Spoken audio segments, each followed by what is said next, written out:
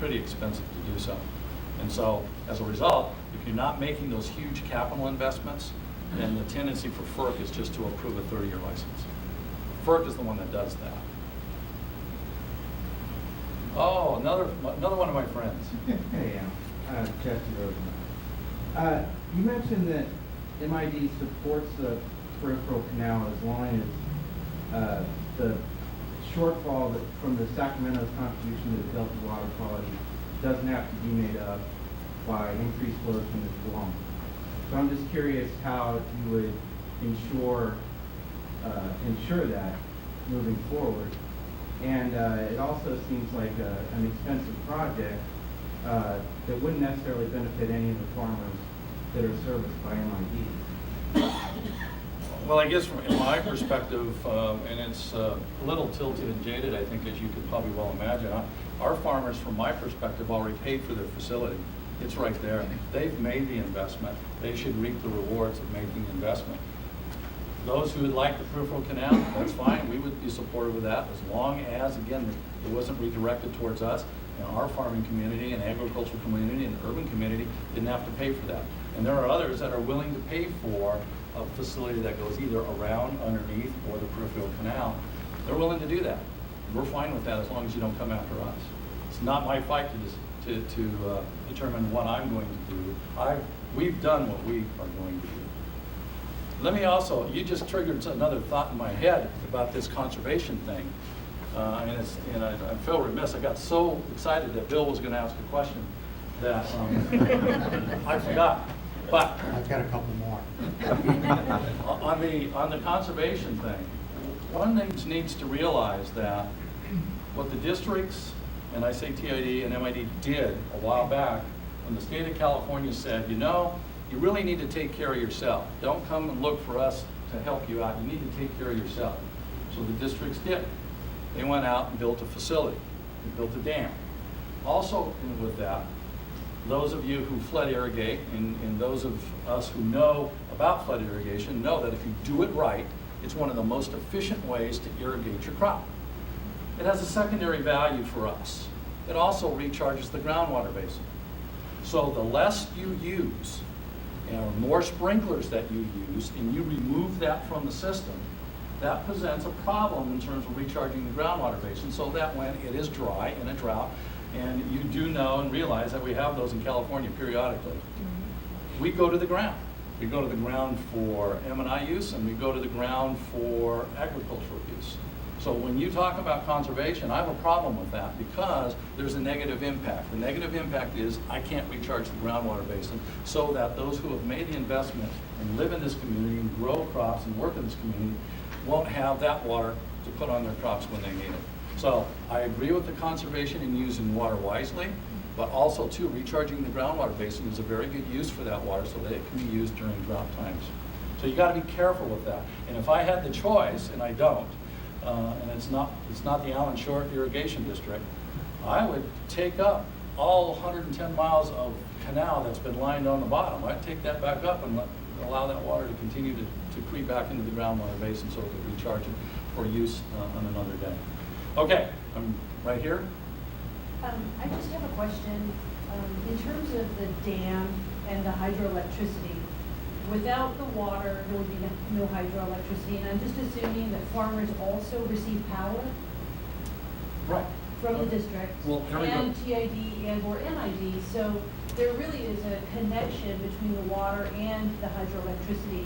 And personally, I think that it's a worthwhile investment, but let's just say that 8 to 9% of hydroelectricity is not there on a yearly basis because water levels are drawn so low that we cannot activate the turbines to produce the electricity. Where do you as a district have to go to complete the picture of the amount of power we actually use if you no longer have that zero emission green energy source which we can't count?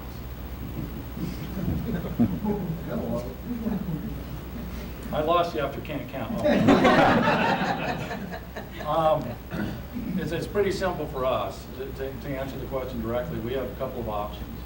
We can either build another power plant to make up for the loss of power, We can go in partnerships with folks who are building power plants, but more than likely, we would go out in the marketplace and secure a contract. And the contract would be for 60 megawatts, or it would be for 30 megawatts. It would be for certain times of the year and certain times of the day. Because of the mandatory regulations that we're under to achieve 33% renewable energy by 2020, a portion of that contract would be renewable energy at somewhere between 11 and 18 cents a kilowatt hour, depending whether it was solar or wind or what it would. So it would cost more, because Don Pedro, which I think is your point, Don Pedro generates power for 2 to 3 cents. So now I'm in the marketplace for fossil fuel generation, which is somewhere in the 5 to 6 cent range, or I'm on the renewable side, which is somewhere between 11 and 18 cents. So the bottom line to it is the ratepayer, the customer, will pay more if we don't have that hydro. And you've got to have transmission to bring it home. Because you've got to go to where that source is, or that renewable power, to bring it back here. And we all know what happened when Tank tried to build a 600-mile transmission line, don't we? Bill? Alan, because it's a community effort and really some really political decisions, Yeah. who's coordinating the different leaders, TID, MID, City of Turlock, City of Modesto, San Francisco, our assemblymen, our senators, who's trying to coordinate that particular effort, besides just technical from the staff side of things? Is there a coordinated effort? I guess I'm trying to ask. Yeah, I know what you're asking, and I guess I'm going to answer it two ways, Bill. We are hoping, and I'm going to give you the first answer first and the last answer second. We're hoping that there will be a group of folks that want to form a coalition within who we're talking to that will help take on the challenge to coordinate those activities, raise the funds that are going to be needed to raise to be able to fight this thing day in and day out. So right now, that group hasn't been formed. However, the San Joaquin River Group Authority is a coordinating place for, as I've indicated, the city and county of San Francisco, the irrigation districts, and the exchange contractors. We have a fairly aggressive and active, with our lobbyists and with our attorneys, aggressive approach to contacting and working with our legislator, our valley legislators, both on the state side and on the federal side, more on the state side. But it hasn't been enough, and that's why we need the second piece, which is you guys. Actually, we need a strong leader from the west side that drives a good truck. And it's got a big sign on the bottom of his license plate, I think, that says bulls. That's it. Well, I would just like to comment on your statements. Number one, this is the Constitution of the United States and only allows 17 things that they can do. And what you're talking about is a commerce law and all these other laws that have been made in the last century. Now, the commerce law, as we well know with the health care, has been challenged because they've been using it in a convoluted way to control us. And my point, or what I would like to see MID do in the coalition or whatever comes up out of this, is to take an aggressive stance and become I don't want to be redundant, but become the aggressor and not be on the defense, but be on the offense. And I'm not foolish enough to know that we need to pursue this because the gun's at our head. But I do know that we're not going to be able to do this in 5 years, but maybe in 10 years or 20 years, hopefully I'll still be alive, but we can get the Constitution back, which regulates the government. And I'm saying this, and I will quote Thomas Jefferson, and then I'll shut up. In questions of power, then let no more be heard of confidence in man, but bind him down from mischief by the change of this Constitution. Those boys knew what they were doing.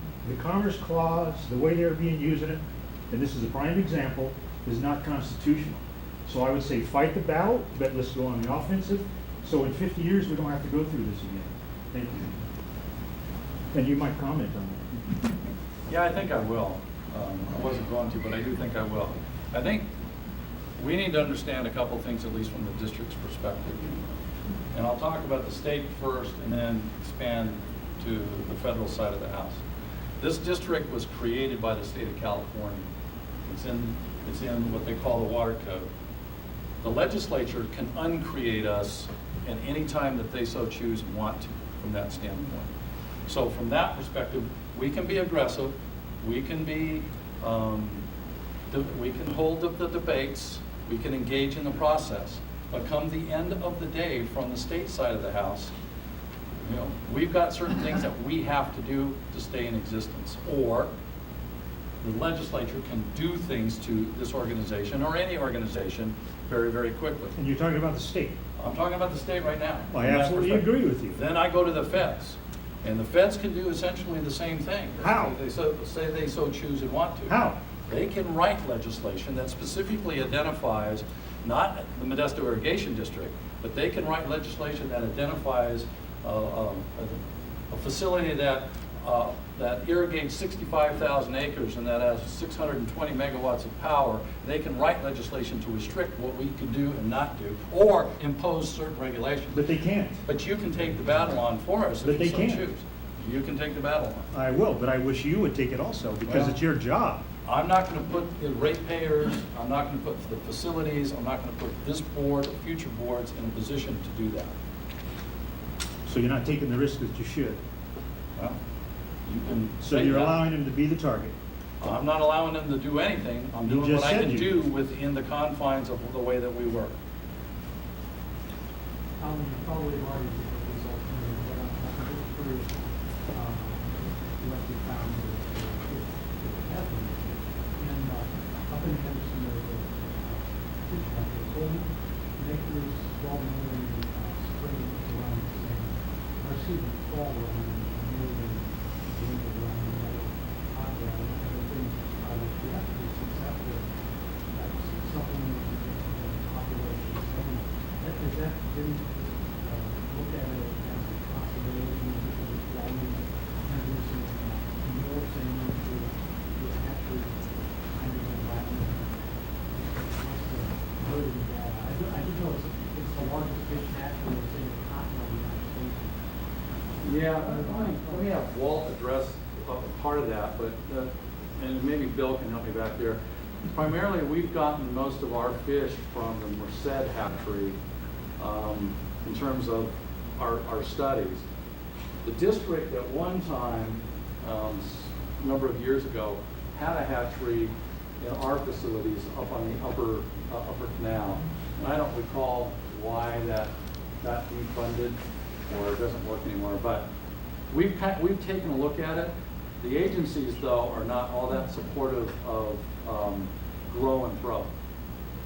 They don't like that. Bill? Yeah, I think that's the important thing is that the Department of Fish and Game, the state agency, wants to have a fish hatchery on the farm.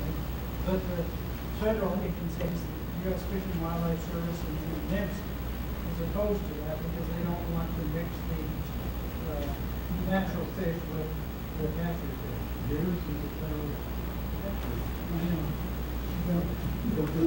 Yeah, but the natural fish would have a better strength than the man-produced fish. Now, that's the fear.